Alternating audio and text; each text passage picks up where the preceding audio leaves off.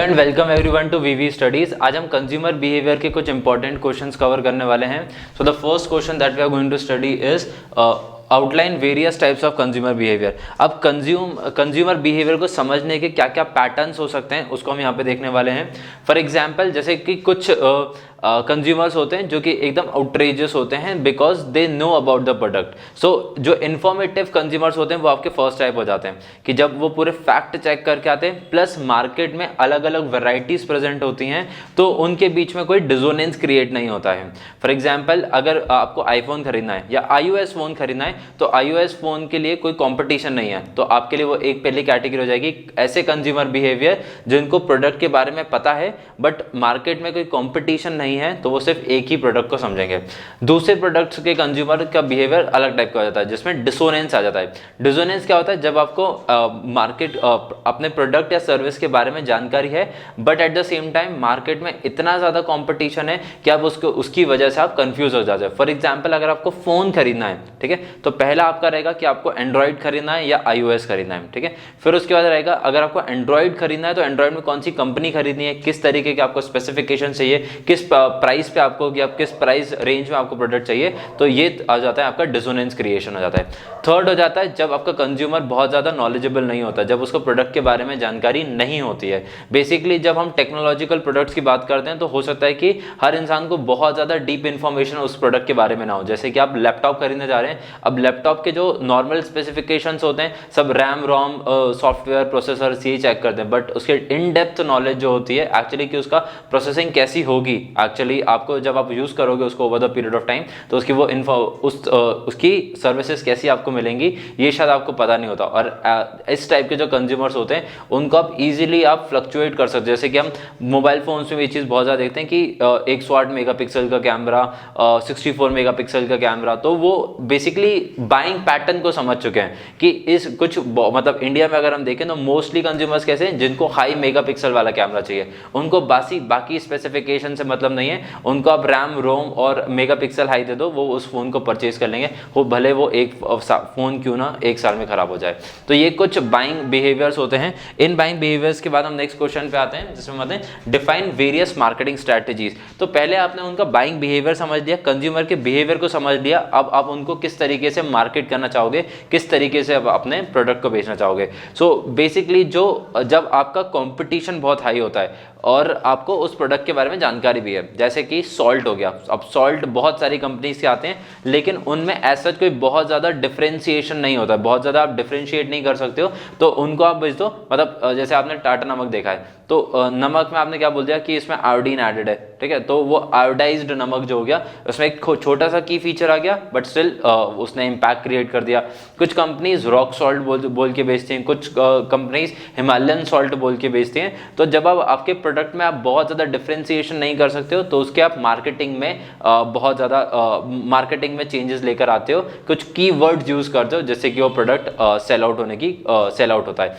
Next आ जाते हैं जब आपका कंज्यूमर बहुत ज़्यादा आपके प्रोडक्ट को नो करता है, उसके फीचर्स को भी समझता है बट आपका कोई कंपटीशन नहीं है, जैसे कि इंडियन रेलवेज। आप कभी भी इंडियन रेलवेज की मार्केटिंग नहीं देखोगे बिकॉज उनकी मोनोपोली है। इंडिया में अगर आपको रेलवेज यूज़ करना है तो आपको IRCTC ही यूज़ करना पड़ेगा बिकॉज उनके मार्केट में मोनोपोली है, जिसकी वजह से उनको एडवर्टाइजमेंट करने की ज़रूरत नहीं है। आपको अगर बुक करना है तो आपको इनडायरेक्टली, आप चाहे किसी भी ऐप से बुक करो, आपको इनडायरेक्टली वो लेके जाता है IRCTC के ऐप के ऊपर। सो ये हो जाता है जब आपकी मार्केट में मोनोपोली होगी। थर्ड, जब आपका कंज्यूमर बिहेवियर कैसा है कि एक कोई नया प्रोडक्ट मार्केट में आया है and you don't know about that product. For example 4G 5G, तो जियो ने जब 4G लॉन्च किया था तब भी उन्होंने फ्री में सब्सक्रिप्शंस बांटे थे, अभी जब 5G भी उन्होंने लॉन्च किया तो वो तब भी फ्री सब्सक्रिप्शंस दे रहे हैं ताकि वो कंज्यूमर को आदत लगा पाए, कंज्यूमर को बता रहे हैं कि मार्केट में कुछ नया आया है, इसको ट्राई करो, और इसको ट्राई करने के बाद ऑब्वियसली फिर आप उसके बाइंग पैटर्न को समझ जाते हो एंड इतना लंबे टाइम के लिए वो फ्री देते हैं कि आपको उसकी आदत लग जाती है। So this is basically making your habit. Next question is define various stages of decision making. अब आप खुद समझते हैं कि जब आप प्रोडक्ट खरीदने जाते हैं बेसिकली अलग अलग प्रोडक्ट लिए अलग अलग तरीके की डिसीजन मेकिंग होती है। मेरे को अगर नमक खरीदना है तो मैं सुपरमार्केट जाऊंगा और जो मेरे को सबसे पहले दिख जाएगा शायद मैं वो परचेज कर लूँ, या फिर मैंने एडवर्टीजमेंट में जिसका सबसे ज़्यादा नाम सुना होगा, जैसे मैंने टाटा नमक का बहुत नाम सुना है तो मैं सबसे पहले जाकर टाटा नमक को परचेज कर लूँगा। मेरे को टी लीव्स खरीदनी है तो मेरे को सामने जो टी लीव्स दिख जाएंगी या फिर जिसका मैंने नाम सुना होगा मैं उस टी लीव को उठा ले जाऊँगा। तो आप हमेशा कभी भी जैसे आप डी मार्ट जा रहे हैं या इस तरीके के स्टोर्स पे जा रहे हैं तो आपको पता है कि वहां पे सबसे ज्यादा जो प्रोडक्ट बिकने वाले जिसकी एडवर्टीजमेंट सबसे ज्यादा आती है या जिसको सबसे ज्यादा उनका मार्जिन होता है उसको सबसे आगे रखते हैं, बिकॉज इन चीजों में लोग बहुत ज्यादा सोचते नहीं है। स्पेसिफिकली अगर हम बात करें यूथ की, हमारे पेरेंट्स हो सकता है बहुत ज्यादा डिफरेंशिएट करें बट हम उसके बीच में डिफरेंशिएट नहीं करते, हम जो सामने देखेगा उसको उठाएंगे प्राइस में, क्योंकि बहुत ज्यादा डिफरेंसेस नहीं मिलते वहां पे।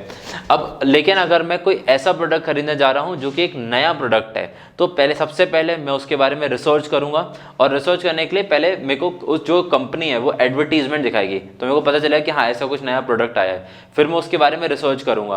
फिर अगर मेरे आसपास के लोगों में उसने किसी ने वो प्रोडक्ट को खरीदा होगा तो मैं उनसे पूछूंगा। फिर अगर ऑब्वियसली नहीं खरीदा होगा तो मैं उनकी वेबसाइट्स वगैरह चेक करूंगा, उनके रिव्यूज वगैरह चेक करूंगा, और उसके बाद फिर मैं उसको टैली करूंगा कि अगर मैं दूसरा प्रोडक्ट खरीदता हूँ तो आता है नेक्स्ट कंपैरिजन स्टेट, कि आपको जैसे फोन खरीदना है तो आप कौन सा एंड्रॉइड खरीद रहे हो, एंड्रॉइड और iOS को आप कंपेयर करो। फिर कंपैरिजन के बाद आप एक पर्टिकुलर कैटेगरी को चूज करते हो, फिर उस कैटेगरी में जो ऑप्शंस होते हैं फिर आप उनको फिल्टर आउट करते हो, अल्टीमेटली आप जाके उसको परचेज करते हो। और अगर उस परचेज में मतलब फोन तो आप एक ही बार परचेज कर सकते हो, बट अगर ऐसा कोई प्रोडक्ट है जिसके आप ट्रायल पैक्स ले सकते हो, फॉर एग्जाम्पल आप कोई फेस क्रीम ले रहे हो नहीं तो उस फेस क्रीम के लिए आप ट्रायल पैक ले सकते हो, आपके फेस वॉश ले रहे हो तो उसके लिए आप ट्रायल पैक ले सकते हो। फिर उसको आप यूज करोगे, अगर वो आपको सूट करेगा, आपको अच्छा लगेगा तो उसको आप रिपीट परचेज करोगे, अगर आपको अच्छा नहीं लगेगा तो आप उसके ऑब्वियसली आप उसको डिस्कार्ड कर दोगे और नेक्स्ट प्रोडक्ट को परचेज करोगे। बट अगर आप फोन खरीद रहे हो तो आप फोन बहुत सालों में या फिर 2-3 साल में एवरेज ऑन एन एवरेज आप एक बार ही फोन खरीदते हो, तो 2-3 साल बाद भी आप उस कंपनी को वापस परचेज नहीं करोगे जिसका आपने पहले परचेज किया था, अगेन आप उसको डिस्कार्ड करके आगे मूव कर जाओगे। और कुछ कंज्यूमर्स होते हैं जो कि हिट एंड ट्रायल वाले होते हैं कि इस बार मैंने ये यूज करके देखा है। Coming on to the last question, explain Fisher's model. अब फिशर्स मॉडल क्या बोलता है कि बेसिकली जो हमने पिछले क्वेश्चन में बात करी थी अबाउट बिजनेस बायर्स, तो बिजनेस बायर में एक इंपॉर्टेंट कैरेक्टर होता है that is your opinion leader, कि ऐसा कोई पर्सन है जो कि आपके बाइंग बिहेवियर को चेंज कर सकता है या फिर इन्फ्लुएंस कर सकता है। अब वो इनफॉर्मल भी हो सकता है और फॉर्मल भी हो सकता है। फॉर एग्जाम्पल जैसे अगर आपका कोई ग्रुप है, आपके ग्रुप में अगर कोई बहुत ज्यादा कार एंथुजियास्ट है और अगर आपको कार परचेज करनी है तो आप किससे ओपिनियन लोगे, उसी अपने फ्रेंड से लोगे जो कि बहुत ज्यादा कार के बारे में जानता है। या फिर आप YouTube वगैरह पे जाके सर्च कर सकते हो, जैसे अगर आप मोबाइल फोन वगैरह लेते हो तो आप टेक्निकल गुरुजी का एक पेज है तो आप उसको देख सकते हो कि भाई कि उन्होंने वो अपना इन्फ्लुएंस क्या दे रहे हैं, अपना ओपिनियन क्या दे रहे हैं अबाउट दैट पर्टिकुलर प्रोडक्ट और about that particular phone. Similarly कुछ ऐसी वेबसाइट्स भी होती हैं that act as an opinion leader, कि आप उस वेबसाइट पे जा सकते हो, रिव्यूज चेक कर सकते हो और प्लस उनके ऊपर ट्रस्ट वर्दी कितना है, मतलब बेसिकली उसके बाद रेटिंग्स आपको मिल जाती हैं कि इस फोन की, इस मोबाइल की, इस गाड़ी की क्या रेटिंग है, और उसके बेसिस पे आप वहां पे परचेज कर सकते हो। तो फिशर्स मॉडल आपको हेल्प करता है, एज अ कंपनी आपको हेल्प करता है कि आपको अपना रोल मॉडल या फिर अपना ओपिनियन लीडर या अपना इन्फ्लुएंसर किसको चूज करना है। जैसा कि आप विमल की ऐड देखते हो तो विमल की ऐड में काफ़ी बड़े बड़े बॉलीवुड सेलिब्रिटीज़ आते हैं, जैसे अक्षय कुमार आता है, शाहरुख खान आता है, अजय देवगन आता है। सो बेसिकली ये कंपनी ने एज एन इन्फ्लुएंसर चूज करें बिकॉज कंपनी को भी पता है कि जो वो सेल कर रहे हैं वो एक टोबैको प्रोडक्ट है, it is not good for your health. तो अगर ऐसे प्रोडक्ट को बेचना चाह रहे हैं तो उनको बहुत ज़्यादा एक स्ट्रॉन्ग इन्फ्लुएंसर की ज़रूरत है, जिसकी वजह से वो लोग इतने ज़्यादा बॉलीवुड सेलेब्स लेकर आते हैं। आप किसी भी पान मसाला या फिर टोबैको की अगर आप ऐड देखोगे तो आप हमेशा बड़े बॉलीवुड सेलेब्स ही देखोगे, बिकॉज उनकी पॉपुलैरिटी बहुत ज़्यादा है और उनको फॉलो करने वाले, उनकी फैन फॉलोइंग बहुत ज़्यादा है, जो कि सोचते हैं कि यार अगर शाहरुख खान वो चीज़ कंज्यूम कर सकता है तो मैं क्यों नहीं कर सकता।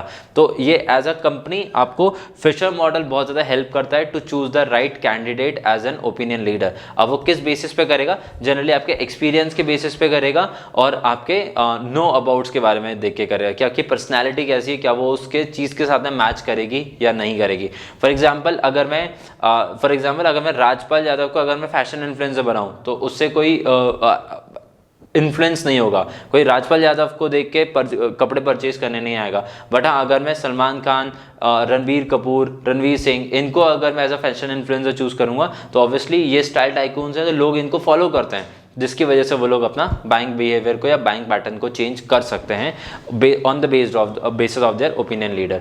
सो I hope these 5 questions are clear to you. इनकी सेपरेट इन्फॉर्मेटिव वीडियोस हमारे यूट्यूब चैनल पे, तो आप जाके उनको इंडिविजुअली भी देख सकते हैं। Thank you for watching the video.